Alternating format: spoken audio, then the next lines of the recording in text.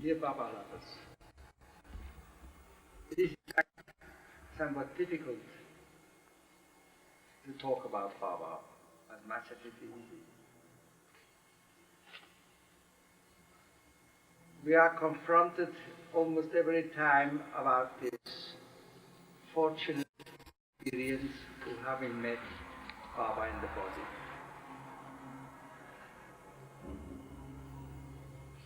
Yes, it may be. And I only want to say, when I remember all the people these 40 years back who met Baba and who didn't respond to him, I couldn't blame the people who didn't respond. It was really Baba who didn't react on it. The fact that I had to react upon it was very difficult. At that time, in the early days, all these people who came to Baba, they had some experience, what they call even or transcendental experience. Some felt, say, perfume, or in a room, or the picture of Baba came upon them.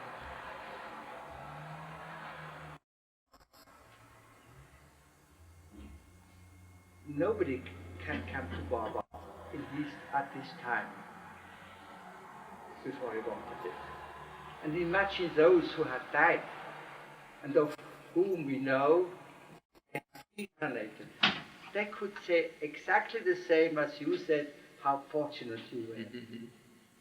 It's almost the same situation. And so I really cannot attach value to it as you do, because we do not understand the meaning and the vision which is connected with it. So many people have met Baba at that time, and they just passed over. Some met him and have some special reminder or souvenir of him. But what I want to say is, Baba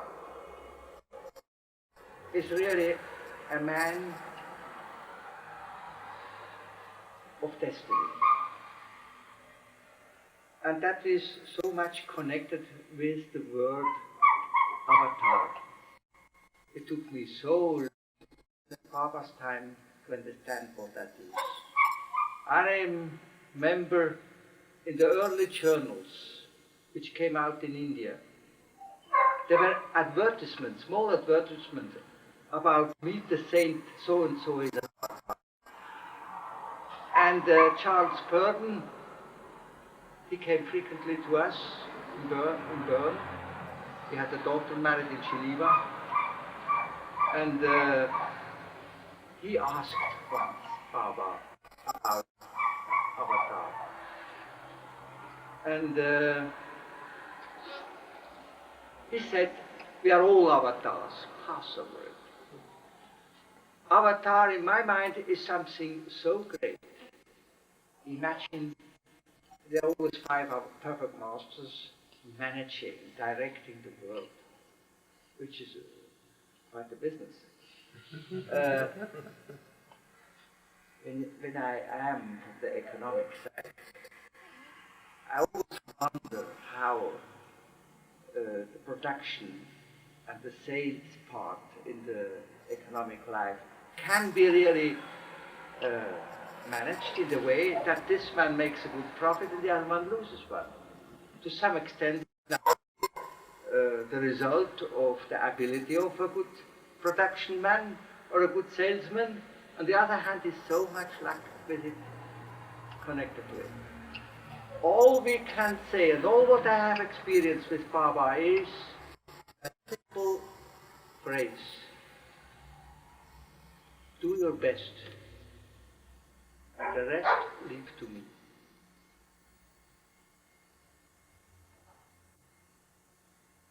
naturally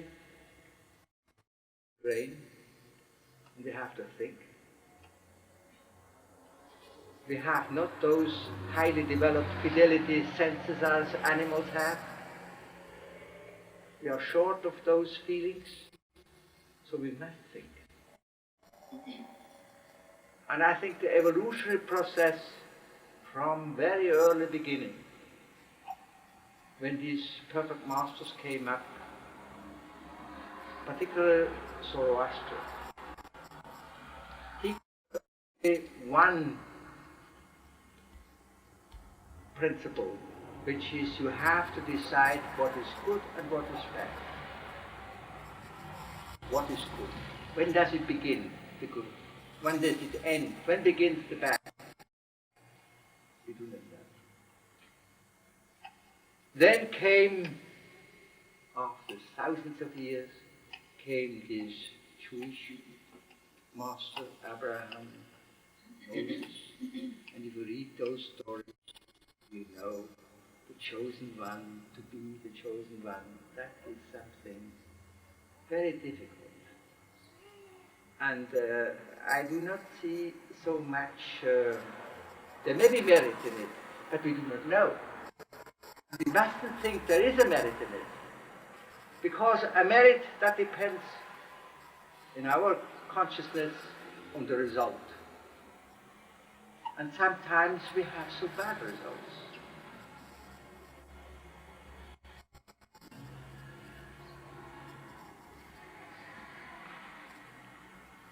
I came to Baba in 1941. I was in the military, that was during the war years. Switzerland was not at war, but we were surrounded by Germany, Hitler, and we had to put up our army and defend. We were ready. There was in sports, the military championship, and I took part in it, the pentathlon, the 5 fights, and I noticed in the 300 meters swimming that I couldn't develop the force I used to have. All was a cold. And from that cold developed a pleurisy, a pneumonia, and a thrombophlebitis. My jumping leg was hurt since then.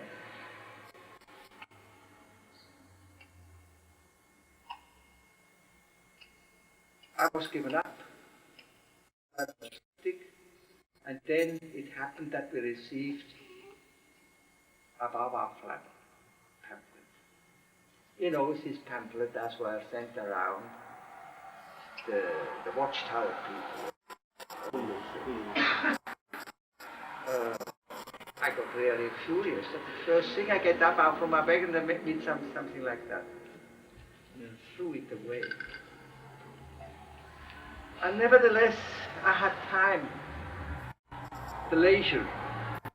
I looked at it again and thought, this is a curious man. He sells old truth, nothing new stuff. Must be a courageous man.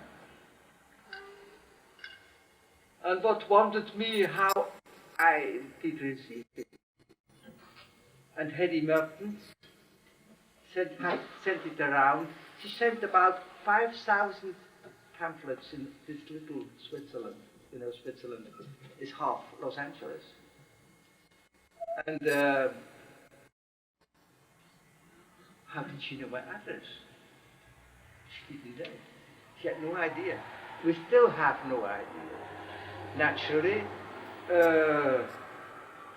as I am a rationalist, I want to know why. She found out that probably she asked a bookseller, a bookshop, to collect addresses, and so we dropped in. What I want to point out, Baba said somewhere that he never makes miracles, but he has know-how. And know-how is rational thinking.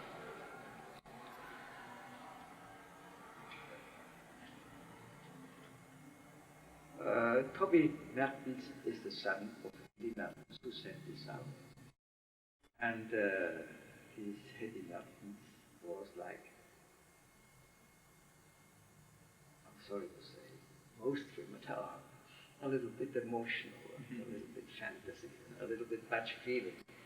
Something less, I guess. We have it too, of course, but in a more rational way. And when I met her, I treated her very harshly, because I couldn't accept Baba. How is it? Anybody can say he's the avatar. And you know, at the beginning, there were heaps of such people around. But finally, I must tell it in connection with recently the lady in Bern who is enthusiastic about Satya Sai Baba. And then when I met her, she said, he is an avatar. And I responded, that's what they all say. Then she said, yes, but one must be it. And that is logics. One must be it. How can I tell somebody else who believes in Satya Baba? He is not. By what right can I say my Meher Baba is the avatar?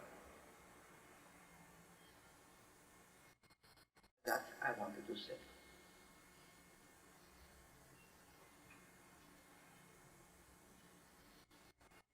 We went to India last year. We took our girls are 48, 6, 52. They married, and their husbands are not Baba people. None of them. And it's not easy to invite the women by an old boy, come with us, with a fancy man in India.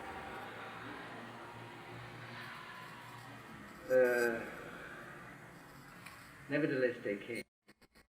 They had met Baba when they were children of 8, 10, 12. Approximately. And who one really reacted on Baba? The one who is now a Sufi in Walnut Creek. The others did not react. So, you must think that in the present time, when you react on Baba,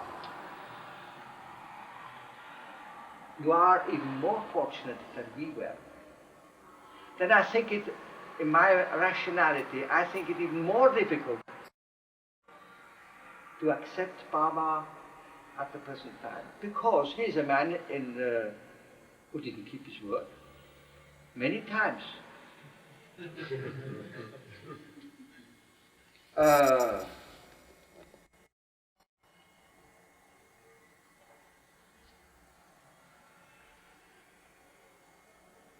In 54, in India,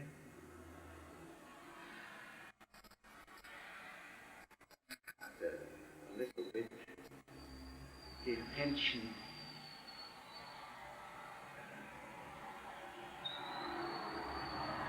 is not to test him, but a little bit, yes. Once in the morning, I had talked with Milu about playing bridge. Then Baba turned up, he watched me for a while. He came to me and said, I am strong. Feel my biceps. I went to touch his biceps. all the time and still after, Baba, me think of him. Just questioning him until I found out at least this man must be than an ordinary being. What he is, I do not know. And I found out that he gave me answers which were enigmatic, not direct replies.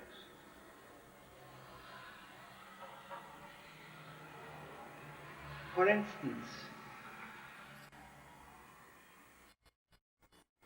in '56, I joined Baba in Zurich to London, and we made a stop in Paris at the airport.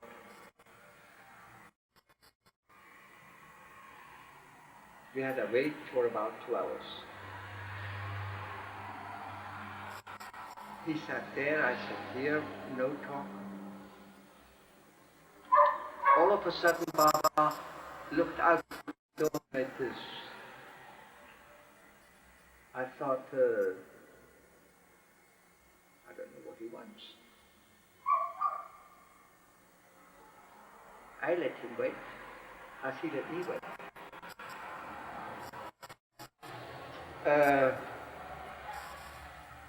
I thought he wants to mention me the make of a plane, and I said a boy.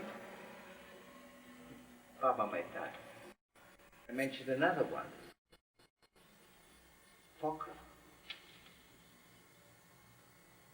I mentioned Douglas. That's all. Nothing but that. What does it mean? And I didn't ask Baba very much, very little indeed.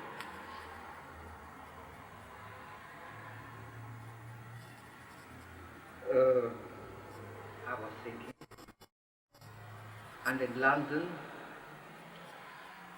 I had an opportunity to talk to him. First of all, we had made up our mind about the education of our sister Monica. There's a curious girl, she was from childhood, and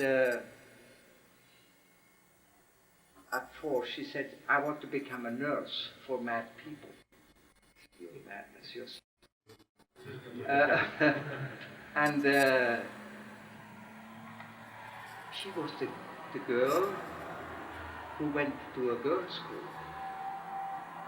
And the other 2 went to mixed boy-girls school. And when she was coming into her teenage, we talked together and said, it might be better not to send this girl to a mixed school, to the high school. So the was left that we sent her to a teacher's seminary, and she hated school. She had to bring her to the entrance examination, and she failed, but it had help. A real mother's help. Just, I couldn't do it. I don't know how she did. She succeeded and came in, but all through the summer to become a normal teacher, she still hated school.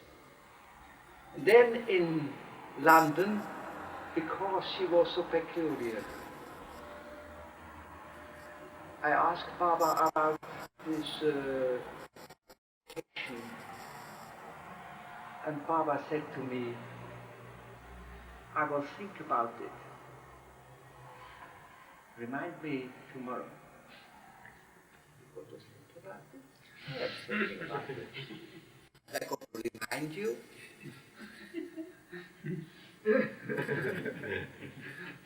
I looked at him, and the next day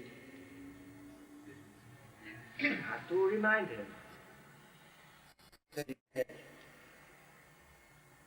yes, it's right, the cemetery. But you got to remember, when you ask me something, you have to do it.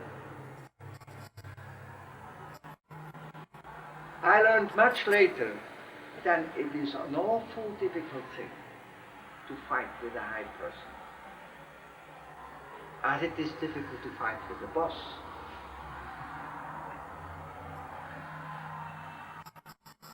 Then I thought, oh, but we let her pass, and the life of Monica became a really school teacher. Then I asked him, that's the only time I asked him, about my job, about my profession. I was at that time an investment counselor. And when I made an investment, I choose it. The next day or two, I had a dream. Usually it was a bad dream. It was reminding I made a bad investment. I chose the wrong stuff. I saw a railway track and my wagon got stuck up somewhere. Or I was going down a ladder, or I was going down a mountain, or something, all something going down. And what has happened? It went down. Then I asked Baba, well, about this tree. I only could find, when the dream comes after my decision, it shows me that I made the wrong decision. Why not the dream beforehand?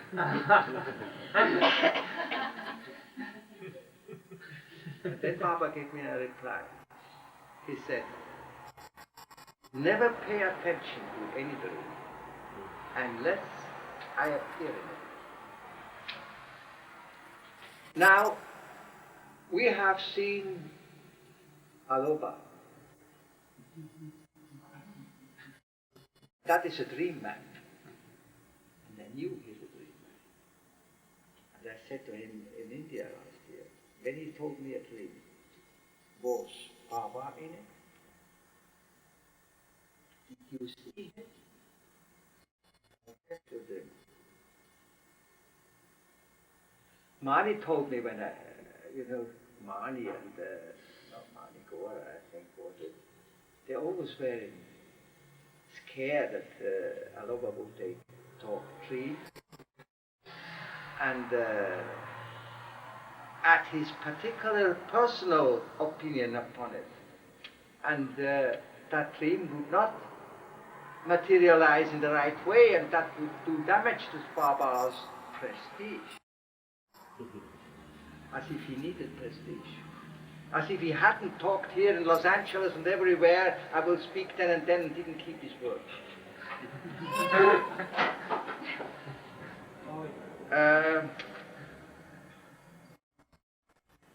Baba had shaken off all the world with this not keeping his word. That was the only way to shake people. Those who were able to follow. I can only give you my reason. My reason was he's superior. There is no doubt he is superior, because so many coincidences happen. For instance, when Baba sent me back from India in '54, I went into my office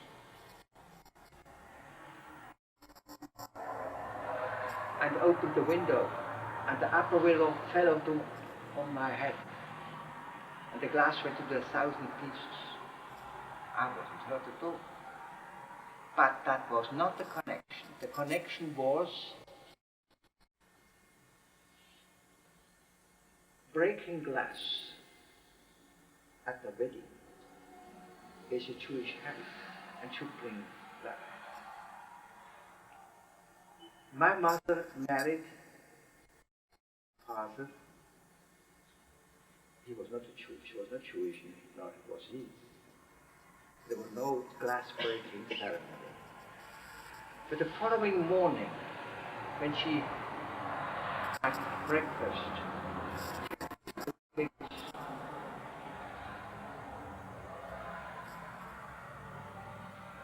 she broke her cup. And that marriage went broke. When I came from India, I went to my office, and all the glass fell over my head. I couldn't help but thinking of my mother. Is I'm expecting this from my trip to India? And glass? Happiness?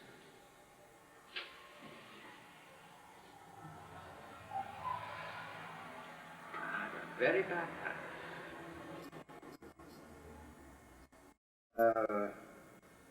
but again,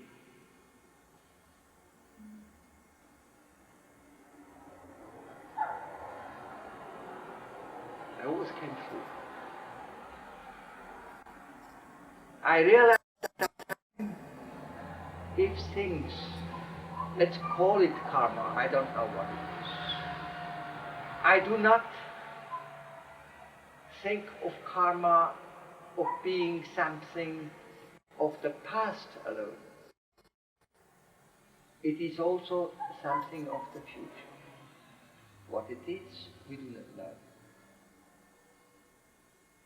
But what I do know is we have to follow our mind. And we have to translate the feelings also in our mind. Because all passes through the mind. Even if it's only a shade of a feeling or a hot temper, everything passes through the mind. Hence, it is necessary to analyze and consider what the mind says.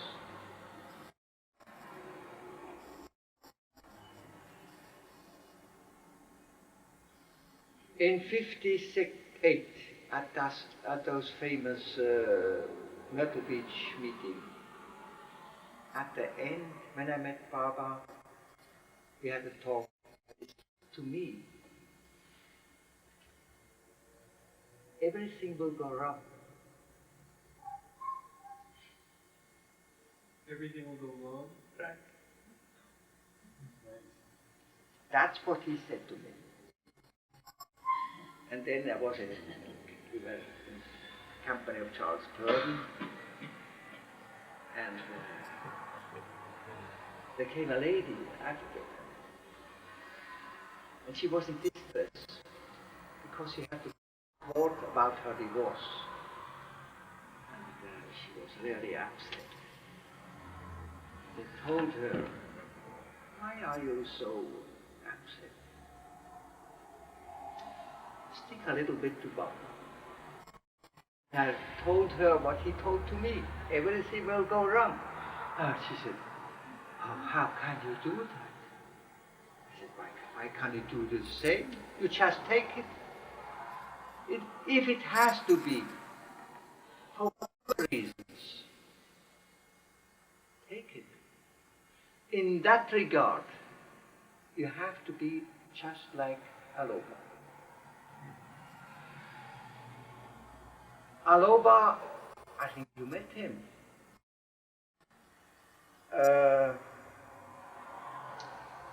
Some say he's a child, innocent, whatever it is.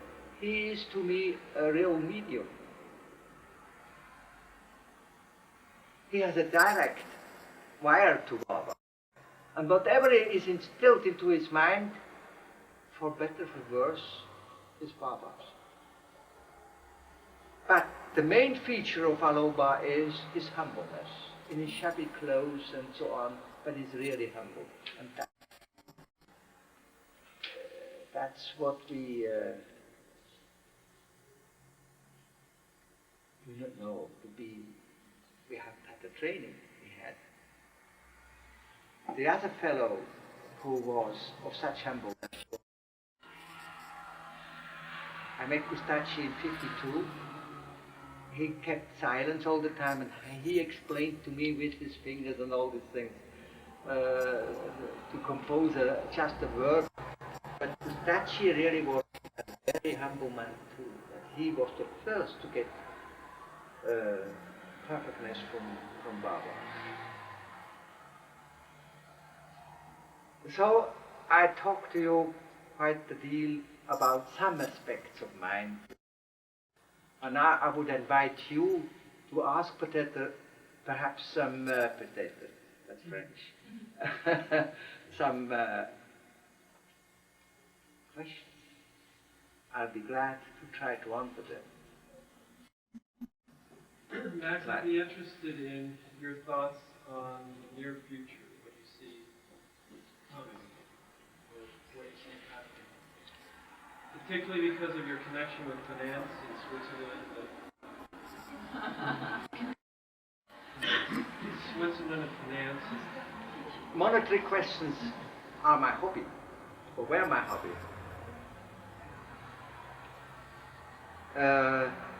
I followed that situation very closely, and I was in contact with leading finance men and with leading analysts on this subject.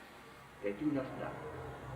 I haven't seen any sound explanation about this.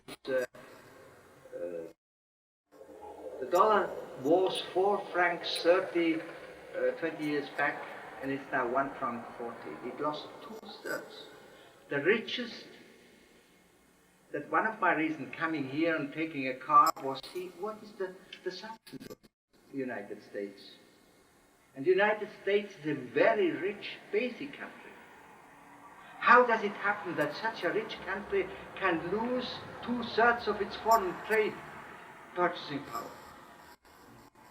I have some explanations, but I couldn't verify them so far. But that is a riddle, a clear riddle. On the other hand, you have Switzerland, which is supposed to be the richest country in the world. Naturally, this distribution of wealth in Switzerland is not equal. They're very rich and still very poor. But how is it that this Switzerland, which has also a trade deficit, has a purchasing power of the Swiss francs, or still the same? We travel now relatively cheaply in this country. In Switzerland, it's horrible, really horrible. But how is it that Switzerland was preserved?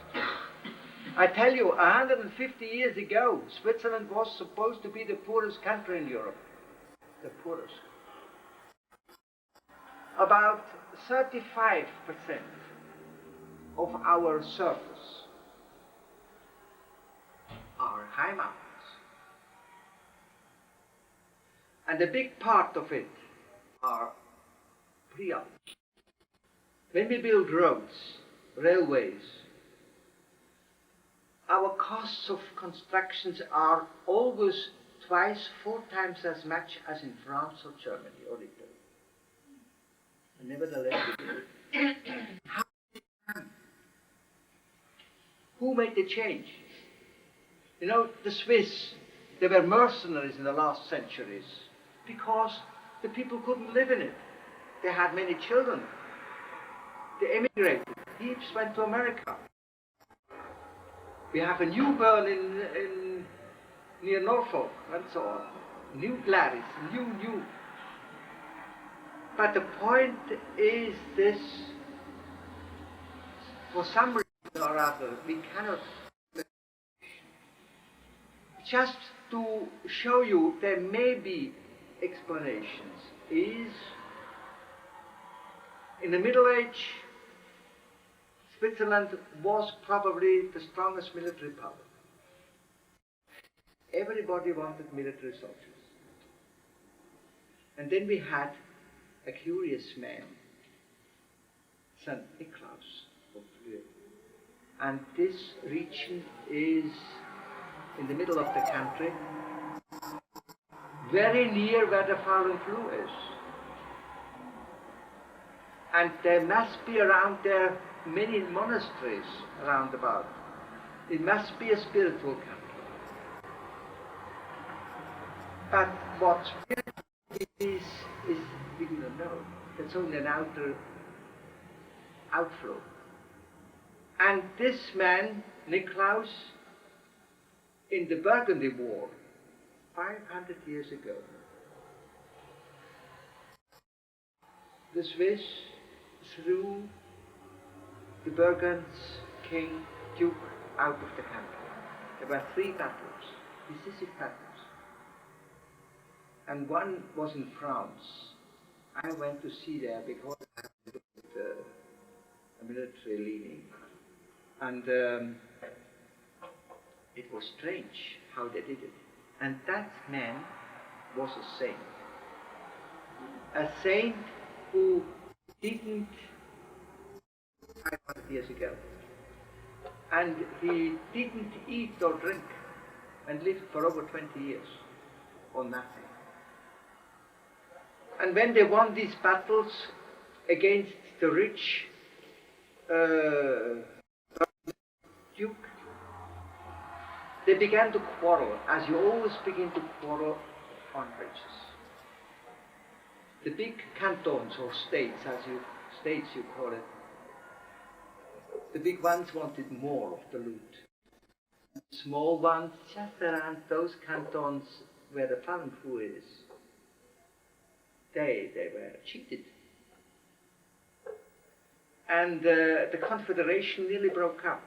And some wise men said, we are quarreling all the time. And the Swiss are quarreling quite a lot. We too sometimes. And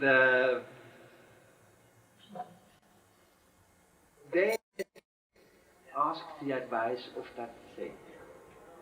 And he said, you know how to divide the loot. You only got to do it. Pray and do it. And in the second,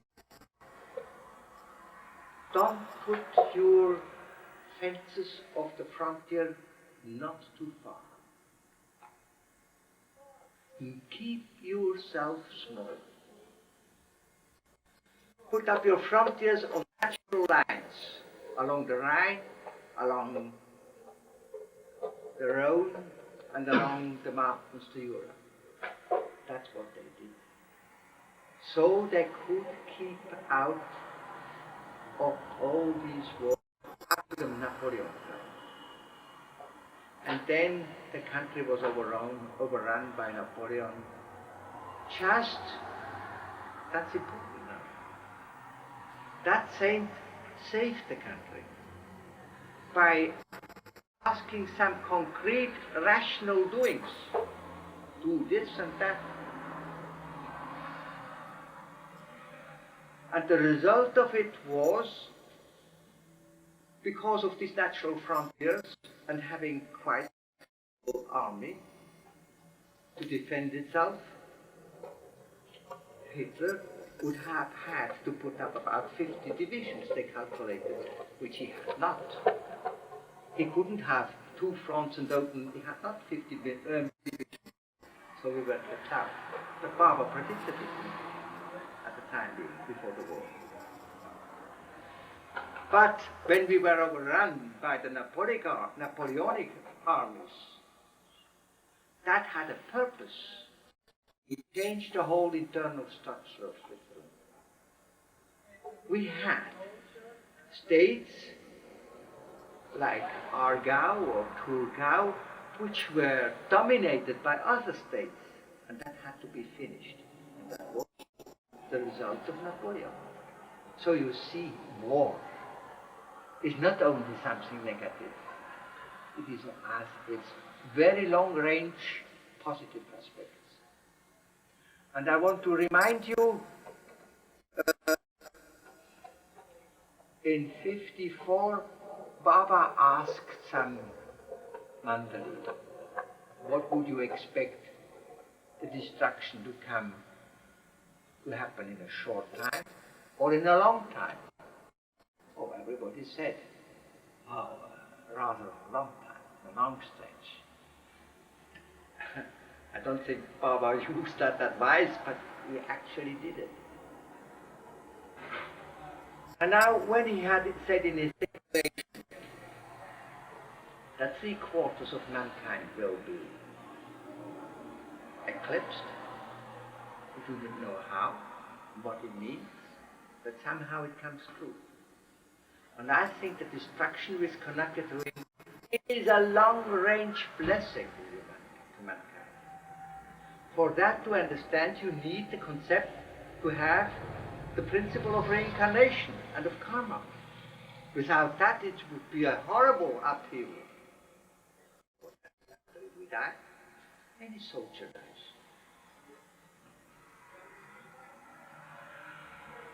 Could you elaborate on the story of Fallen Floor, where Baba went? Yes. Were you there too? She can tell you. Yeah, and Gisela, could you tell us that story? Well, in 1934, July, Baba ordered to the Mortons to find a place where he could go into seclusion to have a meeting with high spirits. It should be somehow open to the country, but very well protected, so there would be no tourists, no buildings, nothing, in a forest. And Hedy Mertens knew a writer in Schwyz, in the middle of Switzerland, and he said, well, I think I know a place. And he went up there with Baba and some other and showed it to him, and Baba thought it's a good place. That is Fallen Flue. Fallen Flue is somehow Schwyz. Schwyz is a part of Switzerland, a tiny town. And the writer always had said, once in my life, I want to see Jesus. And after having seen Baba, he said, now I have seen him. And so on the 12th of July, Baba went up with 5 men, with Walter Mertens, Kaka, Adi, Quentin Todd, and I think Herbert Davy, to the Fallen Flue. And Mertens had to drive the car because Walter Mertens had damaged his hand, so he couldn't drive. And when they arrived up there, they went very early in the morning and came to the spot on the hill where the road didn't go any further on. And the Baba and the man went out with some food and tent and covers and all sorts of things. And the man walked to the entrance of the wood where they had to stay in order to tell people, don't go into the forest, it's dangerous. We are doing electric something and it could kill you, so you must not go in. And only Kaka and Baba went through the wood to that place. It's like a protest. And the rock fall down, steep down. That means the Fallen Flue. Flue is the meadow or a forest, and it falls down. Oh. And there Baba laid down and had to keep a distance from about 100 feet. Because even for him it would have been deadly dangerous. And then Baba had that meeting with a high spirit. Did he call them spirits or saints? I think both, because it were the higher developed souls. And later told Hedy Mertens she had to go down to the streets, to the village, to wait.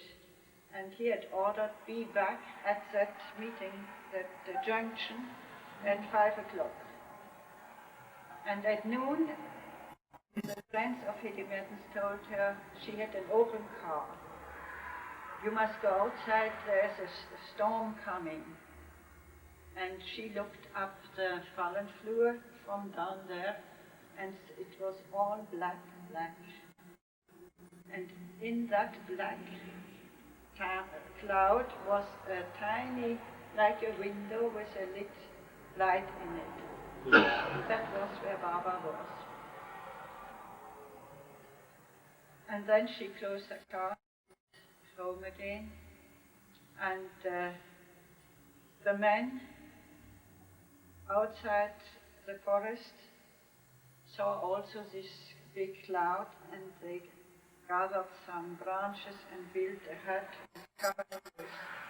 So in order to not be drenched by the rain, a very heavy rain was pouring down. And at about 2 o'clock, Baba came out of the seclusion and went with Kaka to the entrance of the forest, and the man believed Baba will be drenched, but not a single thread was wet. And then they had a little picnic because they had to fast the whole day before, and then they walked together to that junction, and they were there at about 4 o'clock, 3:30, and at the same moment when they came through the fields, Hedy Mertens came up with the car. Because all of a sudden at 2 o'clock she had the feeling, I have to go now, so I am ordered only. I must go now. And so they just met at the right time, at the right place. And then they drove home to Zurich, Feldmeinen, and Baba told about his meeting. He said that one of the spirits was a very tall, bony man. And of course the Swiss knew that must have been this Niklaus, which he told. The father of Switzerland, he's told, because he saved Switzerland from further wars, keeping them small. Any other significant description of the meeting? I understood it was something that was a plan for Yes, hundreds of years in the future. yes. Is that Like in Assyria, he planned the future. plan the future? Yeah. That's very interesting. About this planning, it is so. Anything that has a beginning has a end. And since the principle of life is a conjunction of forces, the forces can be steered. And since that reaches very far, I don't know exactly how it goes, but I would say, since we have the free will, God has the free will, how can you have an objective of an altogether universe, not only of a world, but of a universe? So free wills could distract any bigger planning. And if one of the features of life is to make souls perfect, you see, then you have in this feature a plan to make it perfect.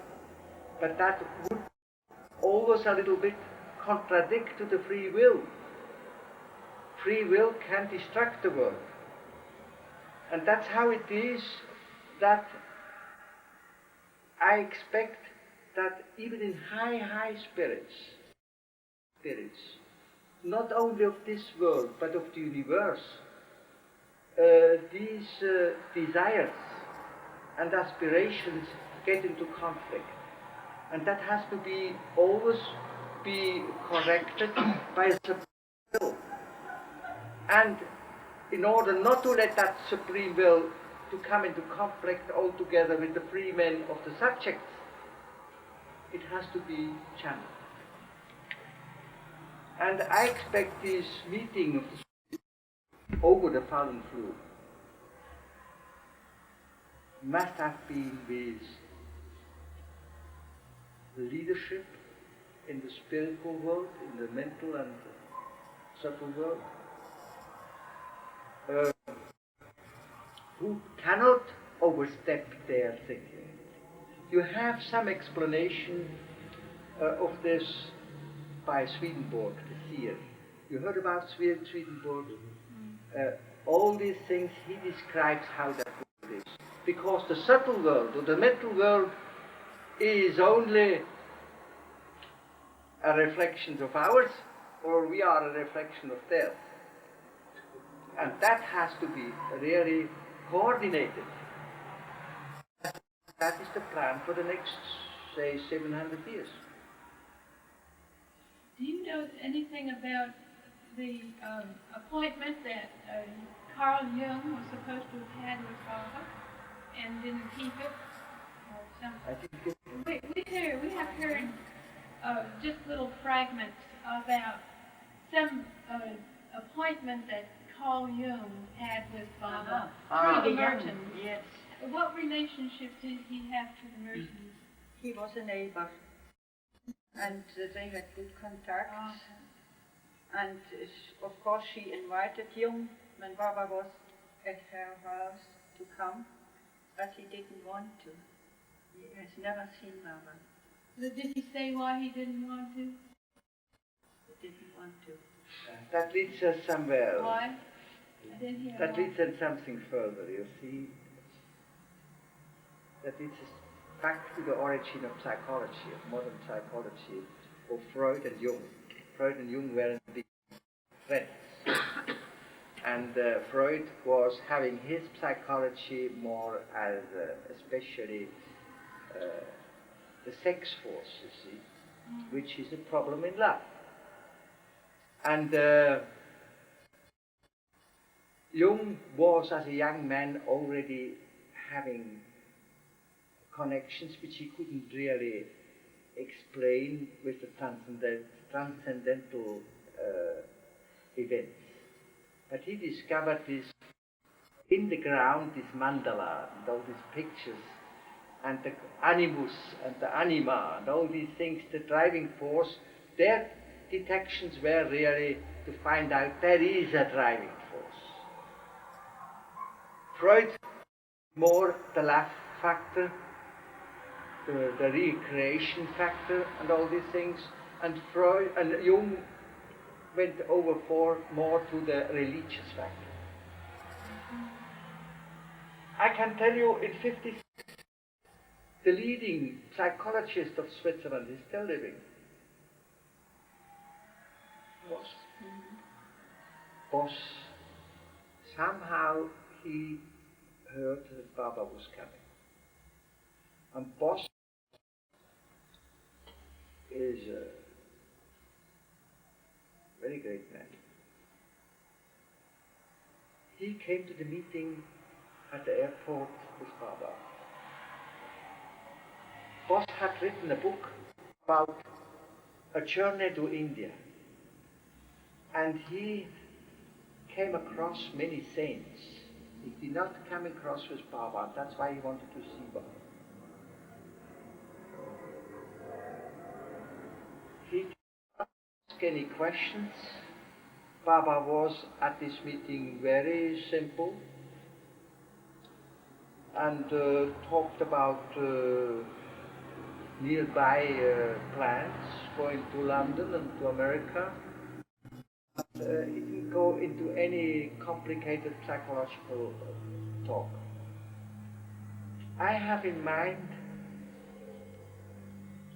he's much over 80.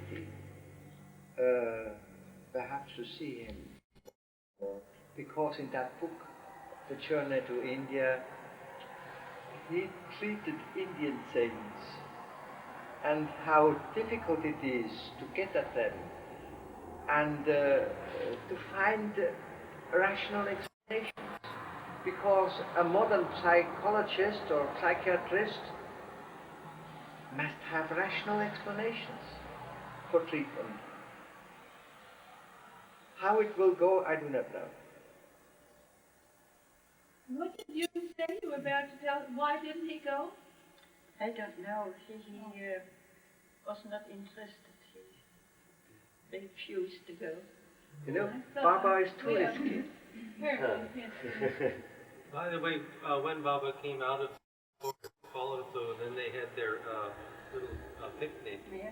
Then afterwards, did they go up to that inn on Yes, the yes, mountain they did. and surrounded the inn in the room where they sat was a beautiful. The peasants, yes. Yodeling and singing and That's it. laughing. He enjoyed that. He had a cup of coffee there. And it's still there, so you could Yes, all go there still as there. well. And the pollen flu today is not like that it was in Bangkok. Then it was a real jungle. And in November 82, there was a big storm uprooting and past many, thousands of trees, big. And we had a meeting in July 83, and we went up there. She has been there too. It had been raining the whole week before and was very muddy. The trees were already so much cleared away that we could walk there, but it was rather difficult.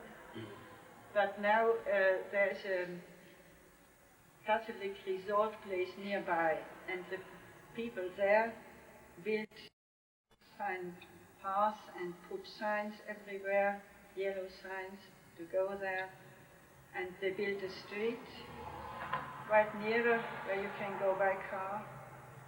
So it's much easier today, and the wood is more open. At that time it was like a haunted place when we first went there. No birds, no deer, very silent and very thick forest. Now it's much greener and lighter. Gisela, when did you meet Baba? I mean, I don't know, like you're back. I know you said 1941 that you knew about. Yes, we were married then. So And it was together. yes, we were together. And it was his home. No. We first, when we heard this pamphlet, it was in 41. And we first saw Baba in 52 after the accident in Prague. Yeah, well, that's when you first met him first in 41. Yes. He had been in Myrtle Beach, New York, London, all with his interviews. He was very, very tired, and Meyerra was still very bad. And so he wanted to be somewhere just for resting, no interviews, just. And he was in Solduno near Locarno in the south of Switzerland. And Hedy Mertens had asked me, can you help me to clean the house, prepare everything, and help me with cooking afterwards? And so we could be there all, the whole family. That was after his accident.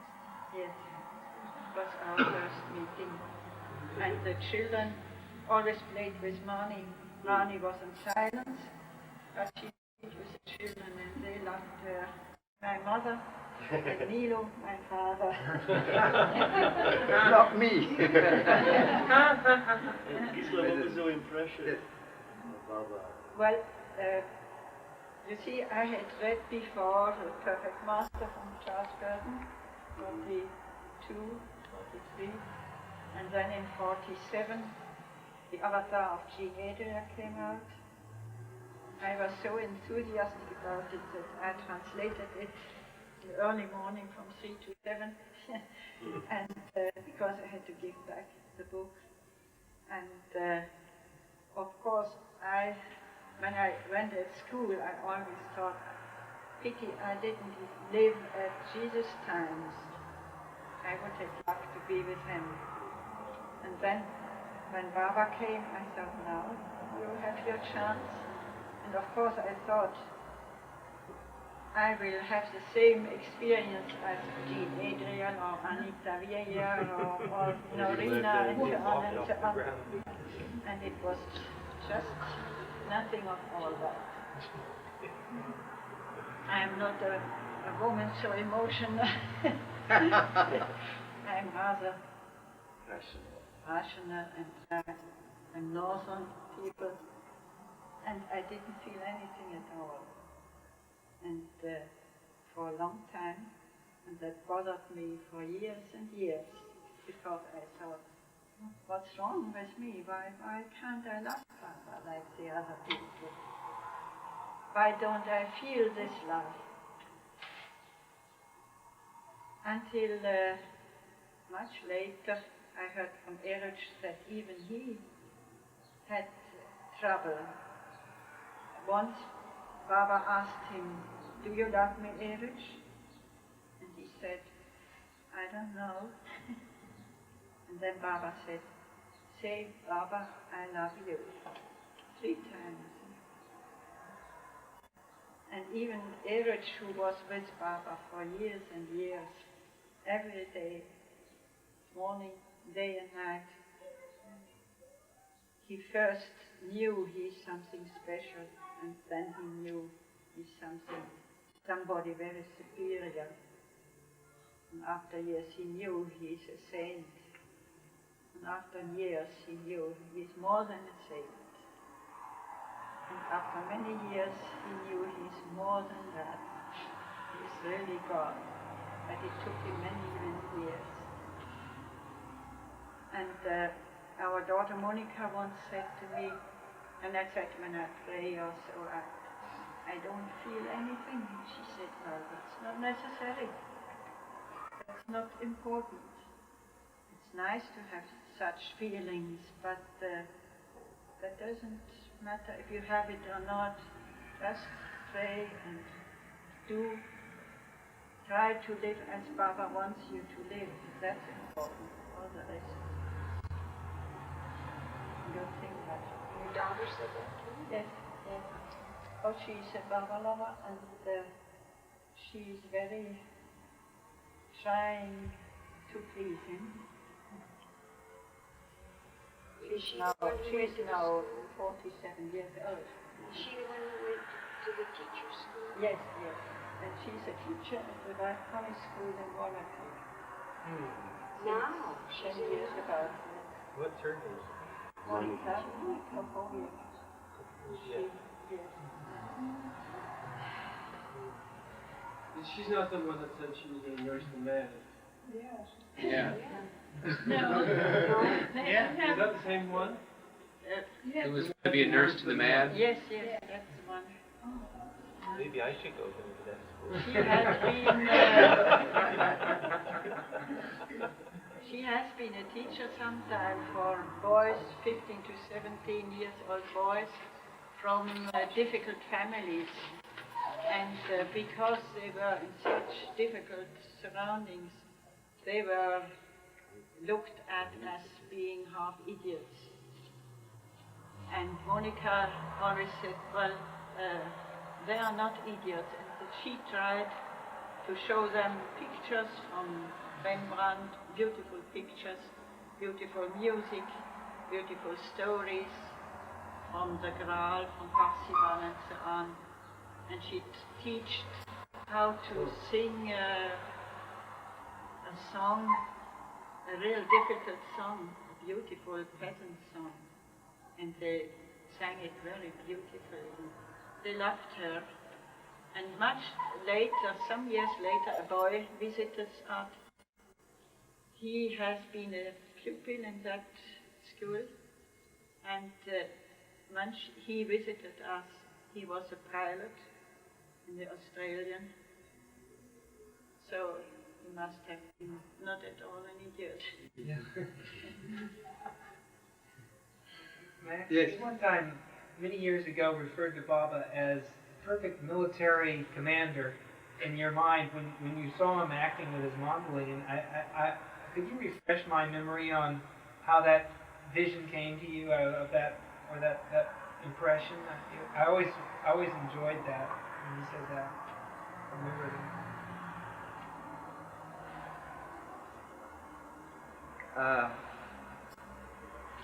I always considered Baba to be an emperor, not a king.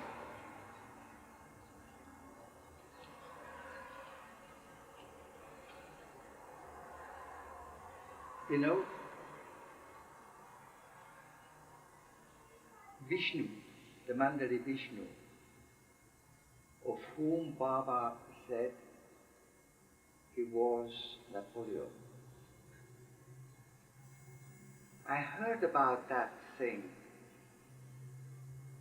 and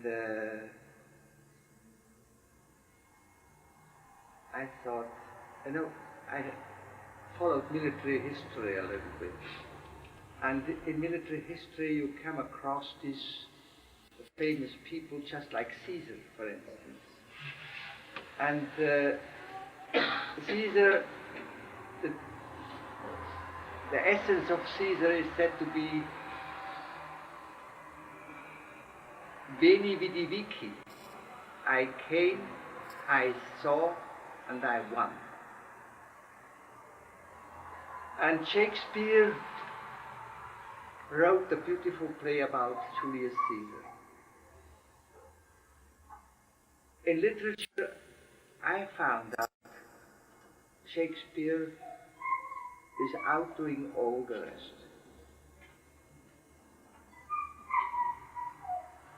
There's no bigger writer than Shakespeare for me. And I discovered in London that Shakespeare had a theatre company. And his actors were really his disciples. And in putting down that play of Julius Caesar, I came to say, how do you say, I came, I saw, and I won?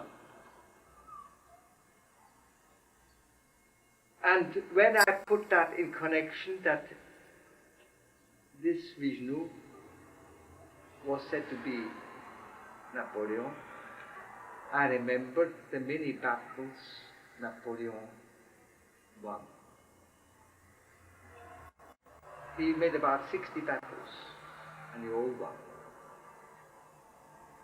And then I wondered a long, long time. I was going to lectures about the military leadership, and how did it happen that Napoleon made these blunders of going to Russia and losing the Battle of Waterloo? Then I realized even high people like Napoleon, but you can take others, heaps of others. For instance, one of the big ones I admired was the General MacArthur. These people have a vision which an ordinary general or high officer does not have. They expose themselves to danger, and the bullet doesn't hit them. The bullet may hit his horse, or may hit somebody else next by, or may even hit them, but it will not hit the most dangerous point until they have accomplished a mission. So I came to the conclusion, if you take the whole history, even the Bible, which is a story of many, many warfares of the Jews out of Egypt. How could they beat Egypt? And then you come to the story of King Saul, who was promised who was put in that position by a saint. He was anointed and became king, the military leader and administrator of that people, Israel. And when you go on further, that such a man who was anointed by a saint was no longer pleasing God, then a new story comes up, that of David.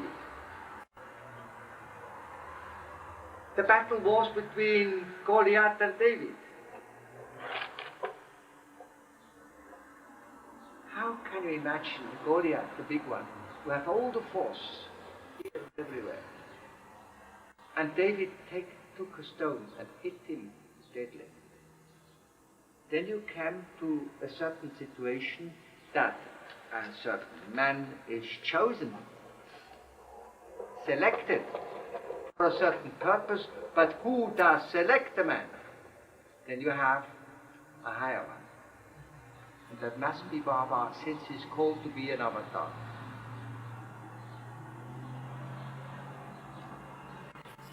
Is there any connection between what Baba said? Remember he said, I'm very strong, and you went up and told us, what did that mean? Why did he mean that? You never explained. I can only tell you this, she would understand. I considered life long before Baba. Whole life is only a question of force, energy, and nothing else. I didn't consider the spirit as something. For me it's only force. And if Baba comes and takes the courage to say, I am what I am, doesn't even say something and doesn't keep his word, and proceeds and expects the others to follow, he must be strong to say that. Either he's an impostor or he is what he is. So I considered him the first condition. You must have Baba, energy, force, translatable in anything. That's how it is. And that was my basic thinking. When he turned up to me, he was hitting my basic thinking, I am force. You can feel it. It's even that force. What does Gisela think about it? Did she have different interpretations? No. It was interesting when Baba told Padre you were going to lose everything everything will go at Mirabad. He was delighted because he all of a sudden, his impression of it was losing everything is gaining Baba, and at the time, and it was, at least that was Phyllis's feeling about it, and also it sounds pretty much like Padre. He was so completely aware of Baba and what Baba meant by everything will go against you, you lose everything. And yet you sound like when Baba said that to you, you said it's in your hands. It sounded like that. What happened after that? What was the follow-up? When Baba said everything will go wrong, you mean that? Yes.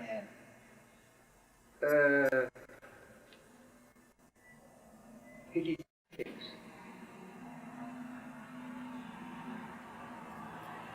Things will go wrong in a certain way.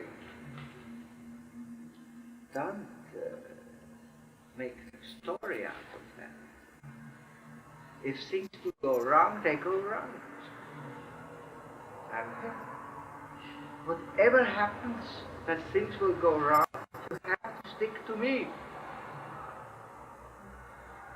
And in fact, I can say that when he said it's 58, it's now 30 years. And many times I am confronted with this question. Say,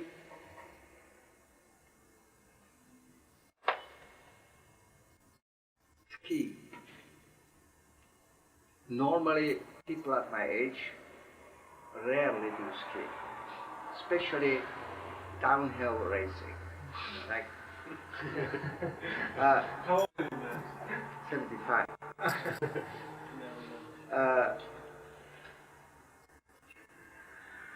And I have a sister who was a good skier. She's only, how much? 70, I think.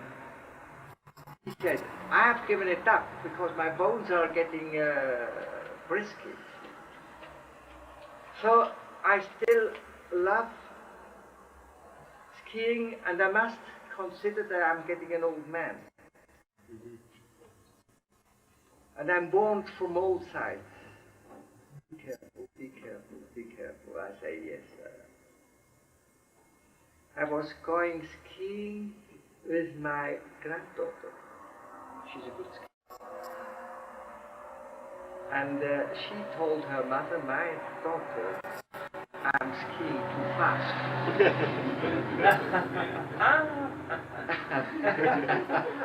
And so I expose myself sometimes too much. But now I must tell you this is the important thing.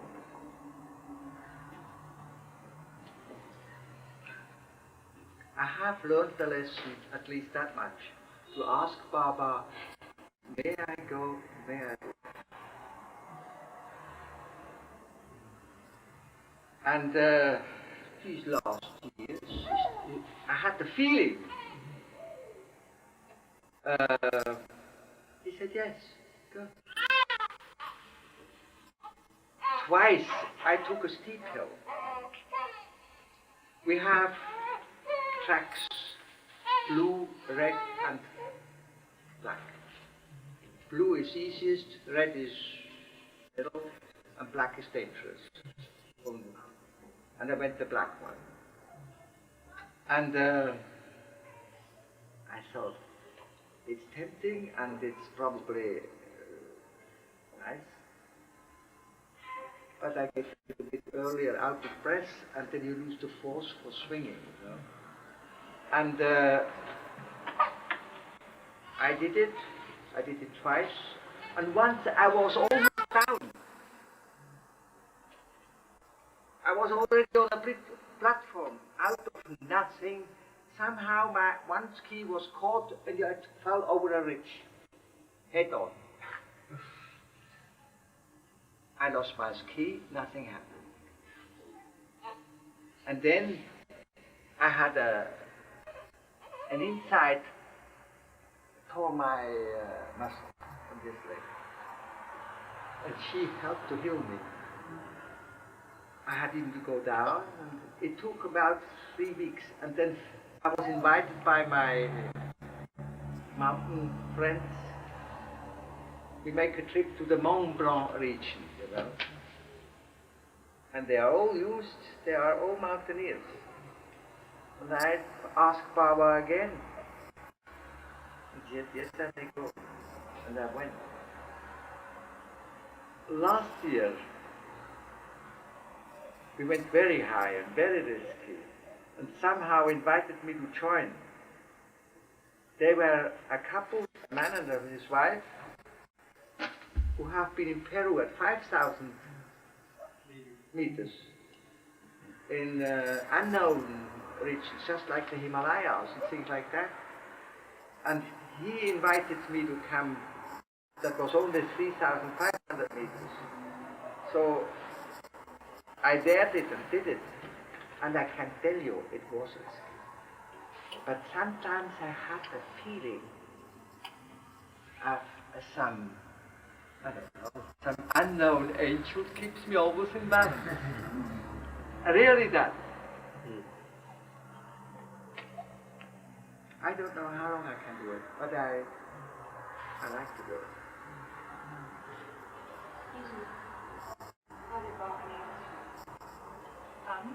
How did Baba answer you when you asked? Uh-huh. Yes, good.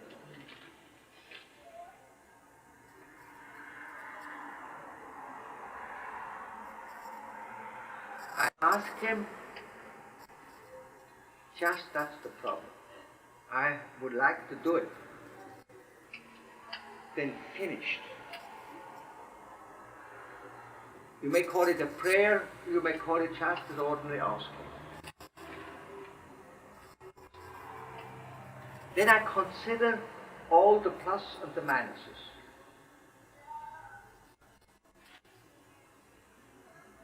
For instance, last time I said, you've got to hold a little bit back.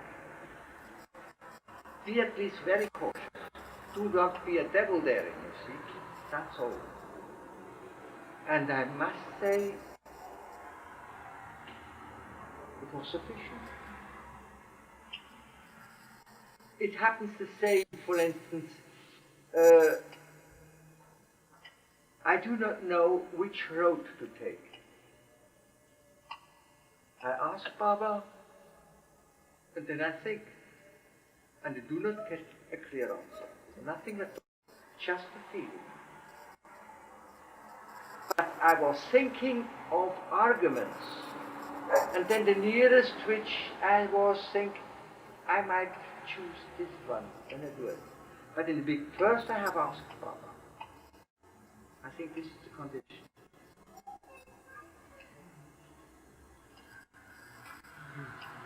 I happen to have a meeting. We met a young chap from New Zealand about 3-4 weeks ago, no, 5-6 weeks ago. And he was a cook. He came over to Australia and heard about Baba, went to India, and India, somebody gave him our address. He came to ask for Baba books and talked about it. Then he asked me that he had to take a decision about himself, job, and so on. I said in the same, ask Baba, simple question. If you like to pray as you do with, ask him the question, and then think. Take for thinking a day or two. Sleep over it. Think again. Then you take the decision, for better or worse. Then he came and said, I took the right decision on this way. A young boy, not studied, not complicated. That's how such a big being must be. Every fly must have its life.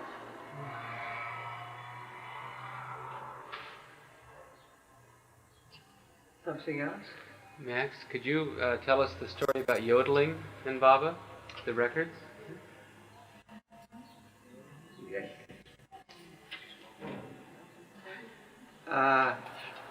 That we went to Myrtle Beach. And we thought, first of all, to make a gift, which makes sense.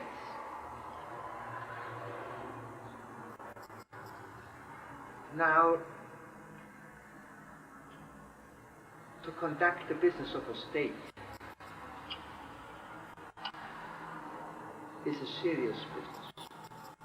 If you make it too popular, you do not have, in a democracy as we have, the brains of the people to vote yes or no. How does the general people know the intricacies of bigger affairs? And that people of Appenzell, a tiny state where Irene Bilo lived, had fights for existence and subsistence, and when every year they have a meeting and they vote about the governing body and the laws they want to introduce and the taxes. And before they start their public affairs meeting, they have a song and they pray God. A very nice song, a popular song, which all the men and now also the women since a few years ago, before they were excluded. And now they all sing that song first. It is exactly what I say, their prayer. And then they handle their business. And I said in Myrtle Beach, they even vote taxes, their taxes. I think it's easy of a parliament. I mean, you cannot have it in the United States, in a big country, and institutions as we have it in Switzerland. That's impossible. The size is a problem. But I wanted to show that you could, and you had it in the Middle Ages, first give the vote to God. That was the song of the voting body of the state of Appenzell, which was on the record on which we played. And then Baba said, I said, naturally this record is only a shade of the reality. And Baba said, it's the seventh shadow. That's a real yodel. Yes, it was some yodel on the other side too. And when Baba left the Fallen Flue, she said it, in that restaurant where they took some, I don't know what they took. A cup of coffee. Yes. And there was a man coming along and he was yodeling and dancing. And Baba enjoyed it.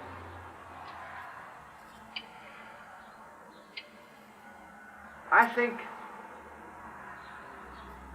the public affairs on a big scale, they cannot be truly settled with police and the military alone. You've got to have citizens who have a moral conduct of their own and release, in some instances, the police and the military. And if that time comes, and that time comes when Baba manifests, and Baba will manifest when the people cry for God's help. As a child cries when she needs help, you see. That's how it is. Yes? Do you have any ideas or thoughts on Baba's manifestation, how it will occur, or An idea? Yes, I have an idea. In 69, for instance, when Baba said, I will speak the word here, there, and then keep the word, he always said, I will speak it. I took that for the principle that at least that much will happen. The timing is his. That was always my basic belief. And as I said, he shook off the majority of people. But when he died in 69, and we went there, even Adi Senior and many others said, the Baba has manifested. He has spoken. And you hear it in your heart. I said, I want to hear it here. He has even promised that everybody would hear the word. It's not the word, it's sound. So that had not happened.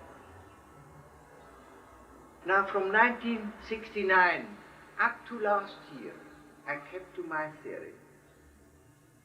I did not believe that Baba had manifested. When Bao came out with his book of manifestation, I tell to him he has not manifested.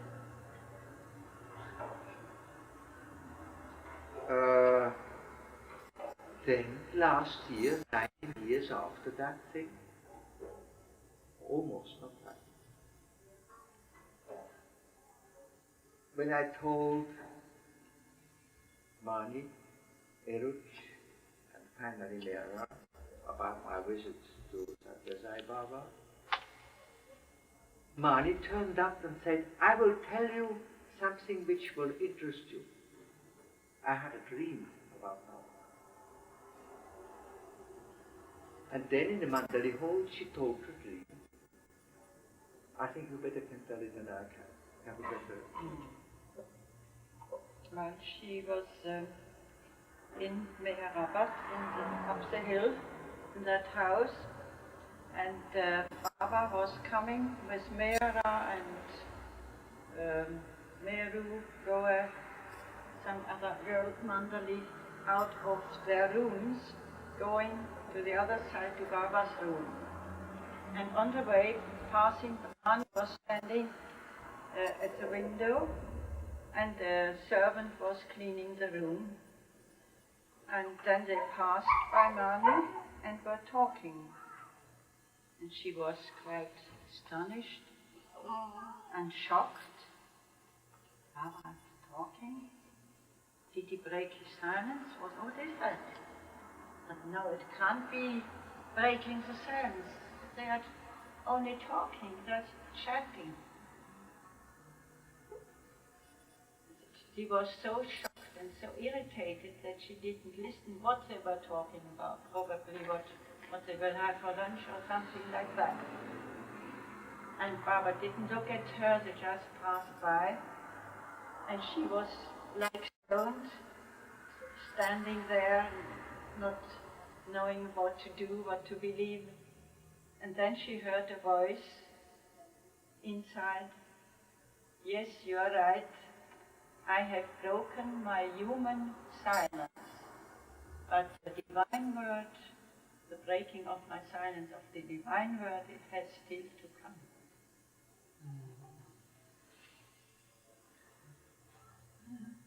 You see, when you read the oldest books, that's all philosophy. Deep agreement. But when you see the small number of people, Baba lovers, all around, it didn't convince many people. You see the Morton temple over there, there are many more.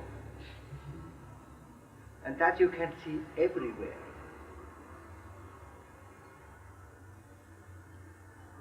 Hence, in my belief, manifestation must be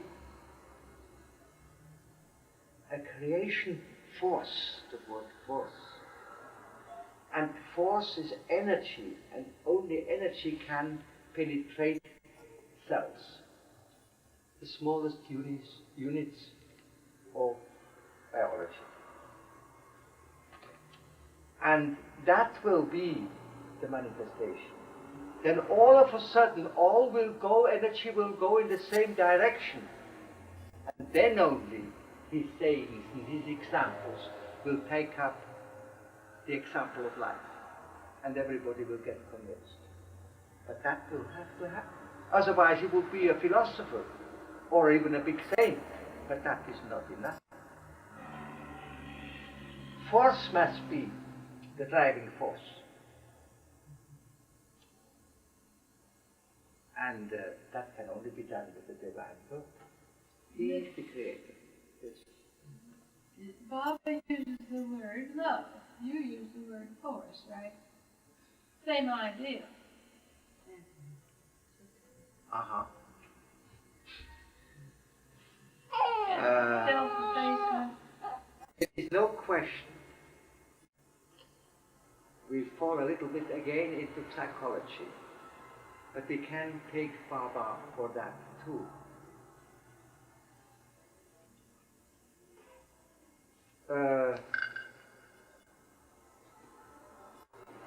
The deepest force is really love. Right. Or we can even say love is force. But life has so many, many aspects. And one of the deciding thing is certainly love is creative.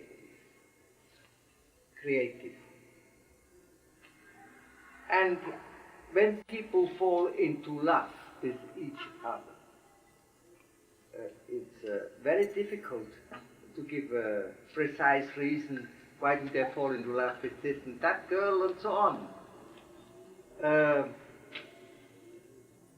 Then Baba came and explained to fall in love with a certain person is making that person convinced that this is my lover. Hence, conviction of love is a very deep thing, going beyond, I would say, thinking. But to love that person or to choose that particular person, you need again think. So Baba said, the conviction of the first thing is by the mind. That's the only instrument which all the other forces need to express themselves. But the mind is also the most unreliable conviction. What about the heart? You have conviction in the heart. It's not just the heart. The second part of conviction, according to Baba, is by sight, by the senses. When you see things, you have another impression as when you only read things or when you only think things. And when love comes in, it's even coming more reasons on it. I would say the mind is one reason, one argument. But everything has more arguments than you put in the senses. It's still more you put in the love factor.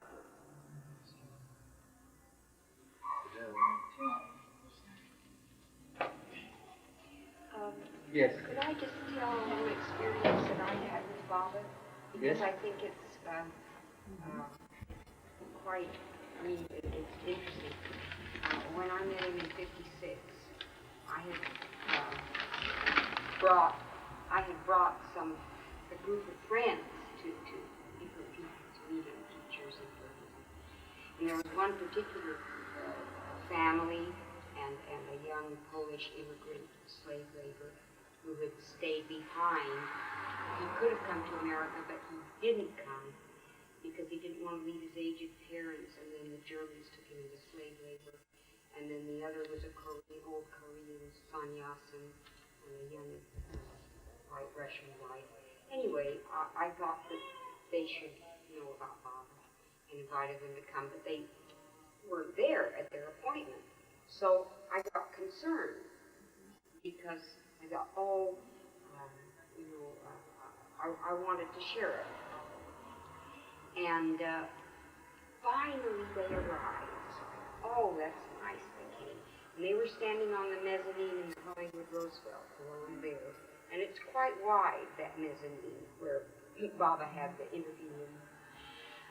And so they were there, and I was about here, and then the interview room is sort of there, and then there's a little more.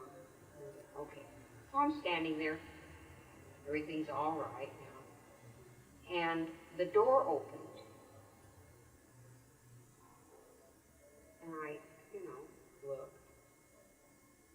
Out steps Baba. I got a catch in my heart.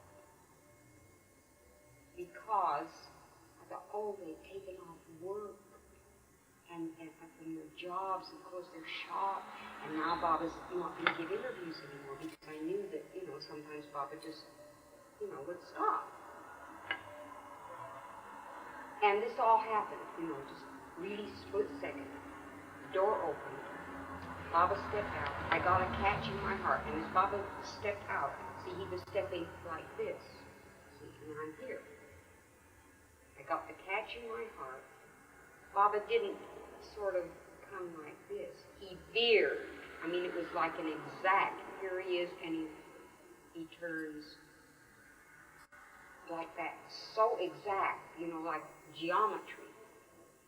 And I realized that he was coming straight, making a beeline to me.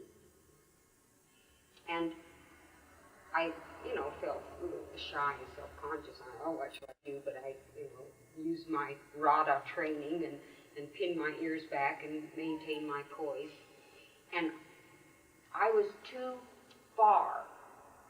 The distance was too great from the treatment, from the interview room to where I was standing, that he could have seen even the slightest twitch of a muscle in my heart had the catch. And I didn't move anything else. I just stood there, and it just was kind of almost an involuntary little catch in my heart. So he came and he stopped, right in front of me, practically under my nose, and beckoned me to introduce him to my friends. Now, in that moment, before that, I believed he was what he said he was. In that moment, he gave me conviction because it was so precise, so absolute. He heard my heart.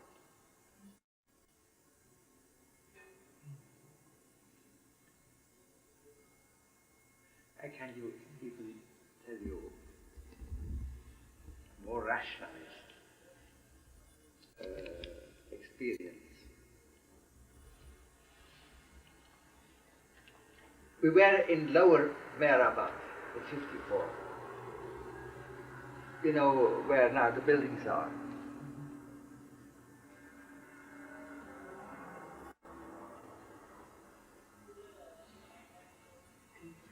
It doesn't come out.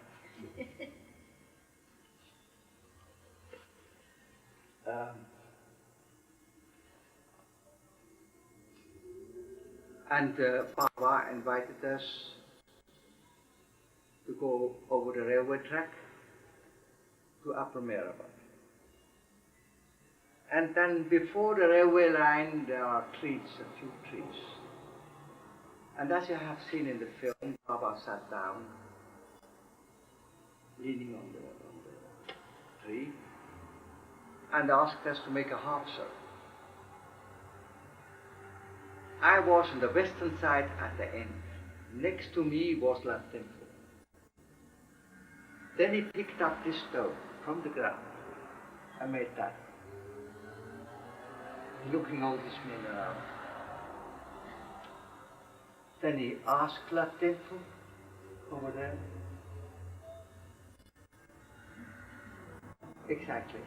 And La Temple said, yes. Then he threw it. I sat next to him, like her, and I could see how the stone rolled out of his hand. The blood's The blood's hand. Baba threw it, and he had it in his hand. I don't know how he did it. It rolled out of his hands. Baba made that, tossed it back, and he came to me. If he can, I said, that's my honesty.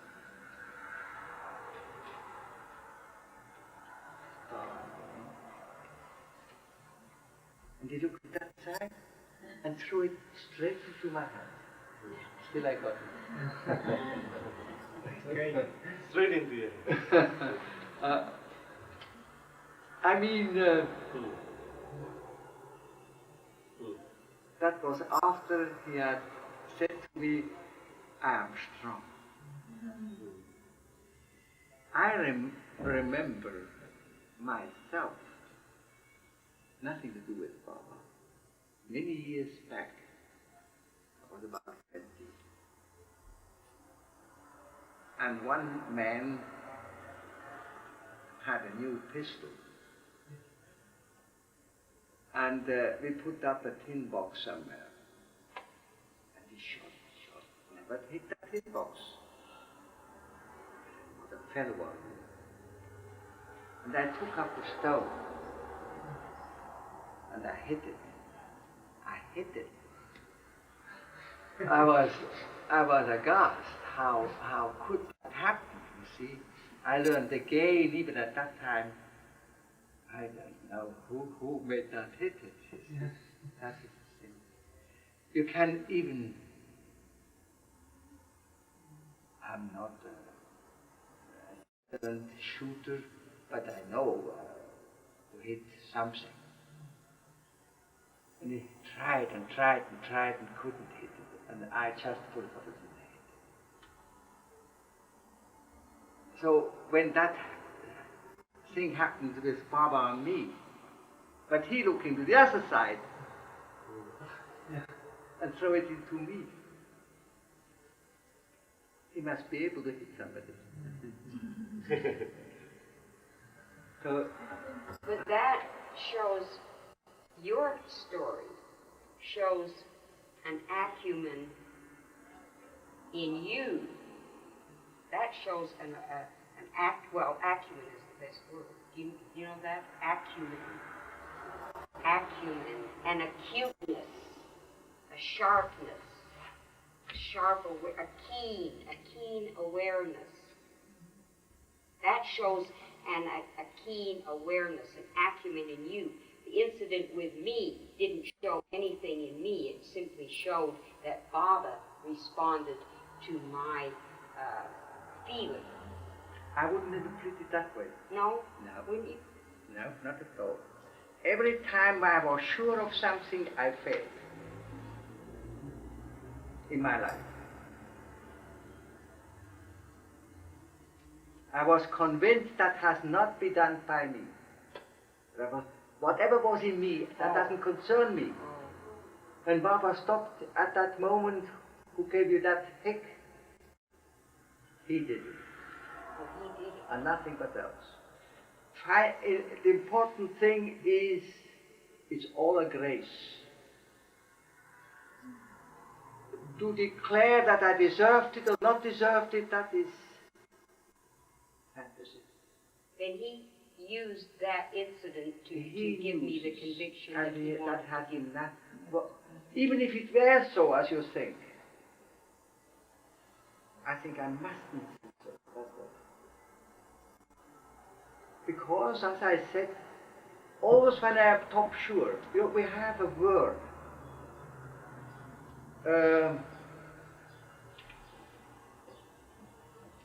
In German, you say the word Übermut. That consists of two words: over courage. That's the most dangerous.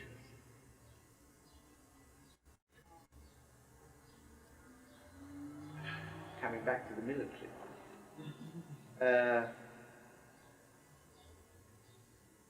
I had in a camp military people from Germany who came over the Swiss frontier, and he told me the story of a man who got the Iron Cross, a sergeant, even with swords, a supreme distinction. Now, even at that time, I knew perfectly well the Germans are guilty of that war. But the individuals who fought bravely, I give them the salute. They deserve it, whether on this side or on that side. And he told me something similar which happened with General MacArthur. That simple sergeant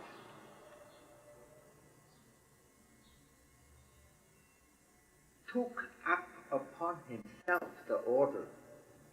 He was on his own will to clarify the enemy line. He took pockets full of hand grenades and found himself through these enemy lines, which is not such a simple thing. He went even to found the commanding post. And then he delivered his grenades and bang, and came back.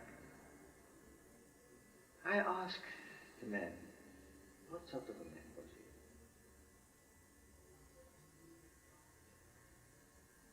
Was he so a hero-minded man? Not at all. A very simple man who had the feeling, I can do it. And had that feeling of security and really consciousness. I do it.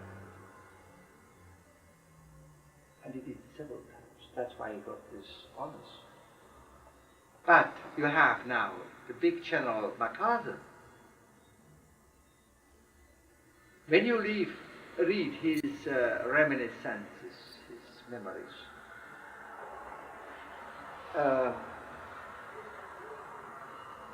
he was really trained by a simple sergeant at the age of about 14, 16.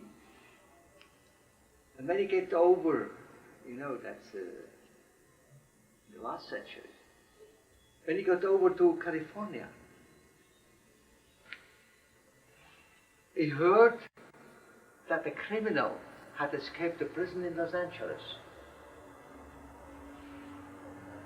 The police couldn't find a trace. But MacArthur, the 16-year-old boy, had been learned by his sergeant to read the traces of the Indians, the flag thing, and so on. And he actually did exactly the same here in Los Angeles, and he found the criminal. MacArthur, during the First World War, he was then a captain. If that man had to be already a general, he did exactly the same what I told you of the sergeant. He went through the enemy lines, the German lines, which were considered to be closed. He went to there, and what we call recognizing, and reconnaissance, you say, and established it. The big bosses didn't find it. You know, MacArthur was really one of a high man. I didn't say a high say, not at all, but he was a high man. And the United States got that man to beat the Japanese. That was something. And that again, who puts MacArthur in this place? Who chooses the Japanese general to be a fool at that moment?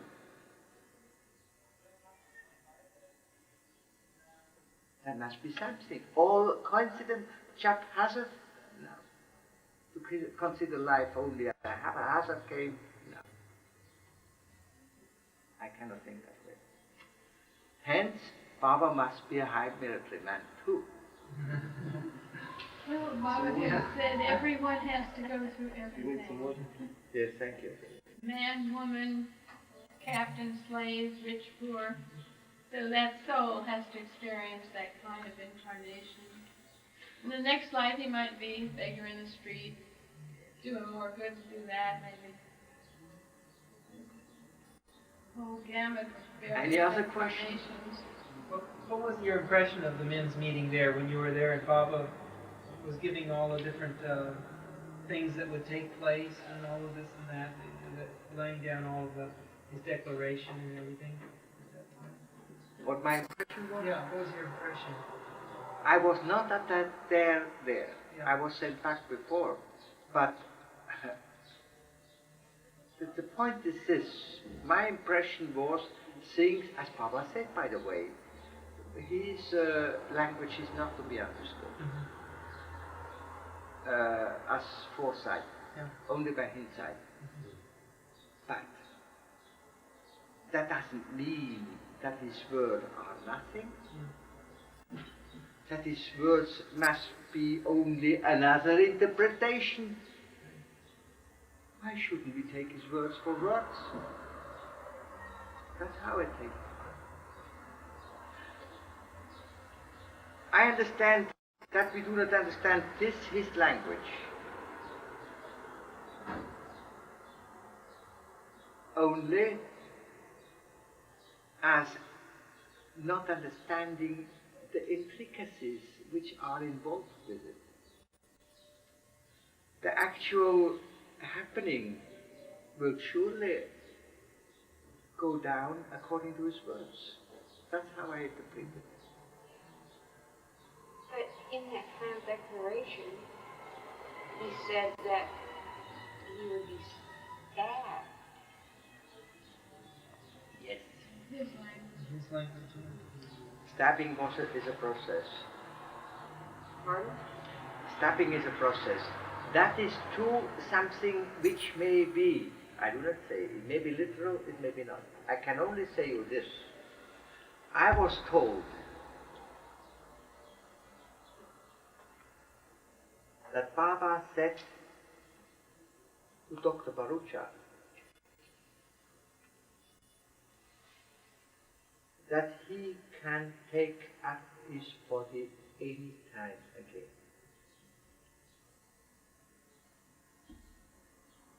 You know, we met a lady in Zurich, still living. She could leave her body. With Baba, it happened. They tell you many times, for instance in Rome or elsewhere, in the Perfect Master you can follow it.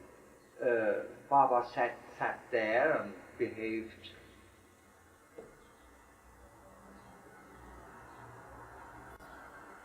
like a golem. Did you ever hear the word golem? Like a statue.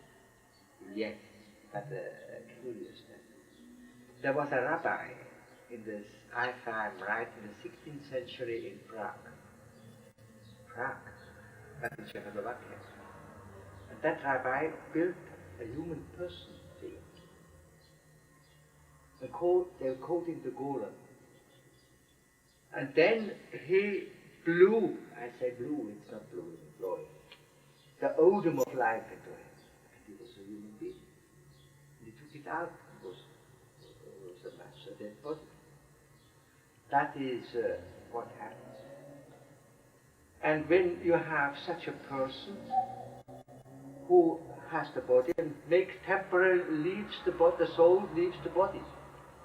Ordinary beings, I remember an aunt of mine who, before she died, she said, I have seen my daughter in London this night, the day after she died. Maybe a dream in which temporarily people can leave the body, the soul. So, the stabbing of the Baba, that is true, something I cannot explain, but it is possible that he would take up this body. And then it would happen. In other terms, it may be a simile, a parable. When you have now the political situation is happening all over. I am always afraid about the Middle East, in my concept.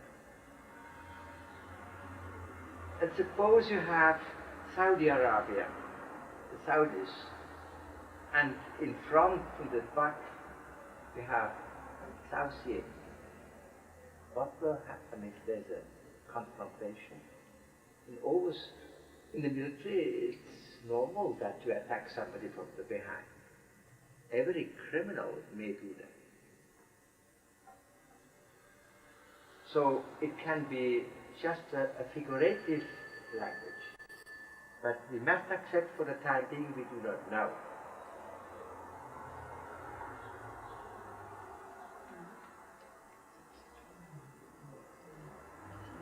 Anything else?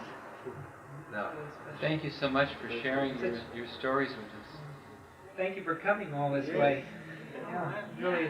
It was also a pleasure with you. How did you happen to decide to come now? Fun? How did you happen to decide to come now? To visit your daughter or? Yes, that is always the second excuse. Second? Excuse. I really was not sure that we would come to America. And I was invited by Aloba to come to America. Oh. And that was really the first trigger. The second then, well, I've never seen the house of the living of Monica. We are now at our age, and the years are running, and so on. We might do it. But the first trigger was really Aloba here. Wanted you to come. Yes.